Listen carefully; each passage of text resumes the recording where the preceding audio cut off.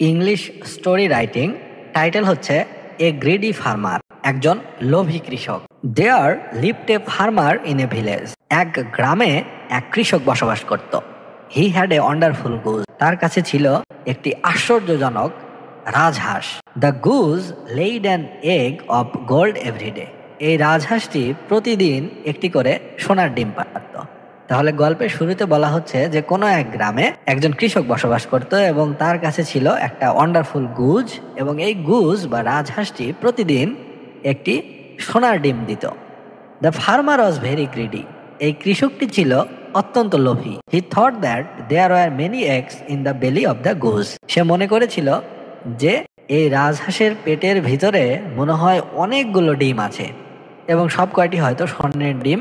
এই সোনার ডিম আছে, অনেকগুলো সোনার ডিম আছে এই রাজহাঁসের পেটের ভিতরে। He wanted to have all the eggs at a time to become rich overnight. তখন এই লোভী কৃষকটি মনে করলো বা চাইলো যে আমি সবগুলো সোনার ডিম একসাথে চাই, প্রতিদিন একটা পারে, একদিন একটা করে পাওয়া যায়।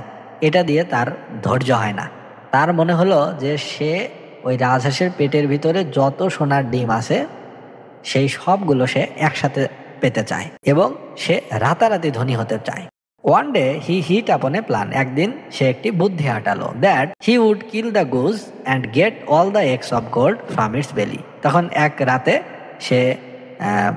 একদিন সে বুদ্ধি হাঁটালো যে সে রাজহাঁসটিকে হত্যা করবে বা মেরে ফেলবে, এবং এই তার পেটের ভিতর থেকে সব স্বর্ণের ডিম সে একসাথে বের করে নেবে। He told his wife about his plan. সে এই কথা তার স্ত্রীকে জানালো, তার এই প্ল্যানের কথা, পরিকল্পনার কথা সে তার স্ত্রীকে জানালো যে সে রাজহাঁসটিকে হত্যা করতে চায়, এবং রাজহাঁসের পেটের ভিতরে তার ধারণা অনেকগুলো সোনার ডিম আছে, এবং এই সব কয়টি সোনার ডিম সে প্রতিদিন একটা একটা করে পেতে চায় না। সে চায় সবগুলো ডিম সে একদিনই বের করবে এবং সে রাতারাতি ধনী হয়ে যাবে। His wife, who was wise but not greedy, said to her husband, don't be greedy, be happy with what we have. এখন এই কৃষক, এই লোভী কৃষকের যে স্ত্রী ছিল বা বউ ছিল, তিনি ছিলেন জ্ঞানী এবং তিনি লোভী ছিলেন না, এবং তিনি তার হাজব্যান্ড বা স্বামীকে বললেন যে দেখো, তুমি লোভী হও না, ডোন্ট বি গ্রিডি, লোভী হও না, বি হ্যাপি, অর্থাৎ সুখী হও উইথ হোয়াট উই হ্যাভ, অর্থাৎ আমাদের যা আছে তাই নিয়েই তুমি সুখী হও বা সন্তুষ্ট হও, তুমি এত লোভ করো না। But the farmer did not listen to his wife. কিন্তু এই লোভী কৃষকটি তার বউয়ের কথা শুনল না। He killed the goose with a sharp knife. সে একটি ধারালো ছুরি দিয়ে এই সোনার ডিম দেওয়া রাজহাঁসটিকে হত্যা করল। দেন হি কাট ওপেন ইটস বেলি। তারপর সে এটির বুক চিরে পেট বের করলো। বাট এলাস, কিন্তু কি দুঃখ বা কি পোড়া কপাল, মানে এলাস শব্দের অর্থ আফসোস, আফসোসের এক্সক্লামেশন হচ্ছে এলাস। তাহলে বাট এলাস, কিন্তু হাই, he found no eggs in it. সে এই রাজহাঁসের পেটের ভিতরে কোনো ডিমই দেখতে পেল না। Thus the greedy farmer lost his useful goose. আর এভাবেই এই লোভী কৃষকটি তার এই উপকারী বা প্রয়োজনীয় যে রাজহাঁসটি ছিল সেটিকে হারালো।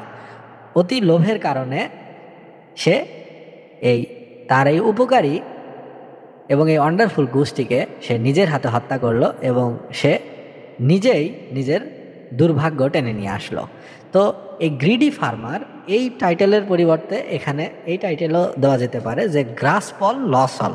এর অর্থ হচ্ছে অতি লোভে তাতি নষ্ট, অর্থাৎ বেশি লোভ করলে সেখানে ফলাফল ভালো হয় না, এটি খারাপ হয়। তাহলে এই গল্পের যে স্টোরি লাইন সেটি হচ্ছে যে কোনো এক গ্রামে একজন কৃষক বসবাস করত, এবং তার কাছে ছিল একটি আশ্চর্য রকম রাজহাঁস, এবং এই রাজহাঁসটি প্রতিদিন একটি করে স্বর্ণের ডিম দিত। কিন্তু এই কৃষকটি ছিল হচ্ছে লোভী প্রকৃতির। সে মনে করলো যে এই রাজহাঁসের পেটের ভিতরে হয়তো অনেকগুলো ডিম আছে, এবং সে চাইলো যে প্রত্যেকটি ডিম আমি একদিন করে পাই, এত ধৈর্য আমার নাই, আমি সবগুলো ডিম একদিনেই চাই, এবং সবগুলো স্বর্ণের ডিম বিক্রি করে সেখান থেকে আমি রাতারাতি ধনী হব। তো একদিন সে একটি মতলব আটালো যে আমি এই রাজহাঁসটি হত্যা করব এবং এর পেটের ভিতর থেকে যত সোনার ডিম আছে সব বের করে নেব। তো সেই এই পরিকল্পনাটি তার বউকে গিয়ে বলে, কিন্তু তার বউ ছিল হচ্ছে জ্ঞানী এবং তার বউ লোভী ছিল না। তো তখন সে তার স্বামীকে কনভিন্স করার চেষ্টা করলো যে দেখো, লোভী হয়েও না, তুমি বরং খুশি থাকো, আমাদের যা আছে এটি নিয়েই তুমি খুশি থাকো। কিন্তু এই লোভী কৃষকটি তার বউয়ের কথা শুনলো না, কানে তুললো না। সে কি করলো, একটি ধারালো অস্ত্র দিয়ে, একটি ধারালো ছুরি দিয়ে এই রাজহাঁসটিকে হত্যা করলো এবং এটির পেট চিরল। কিন্তু দেখা গেল যে তার পেটের ভিতরে, রাজহাঁসের পেটের ভিতরে কোনো ডিমই নেই। এইভাবেই এই লোভী কৃষকটি তার এই উপকারী হাঁসটি, রাজহাঁসটি সে হারালো।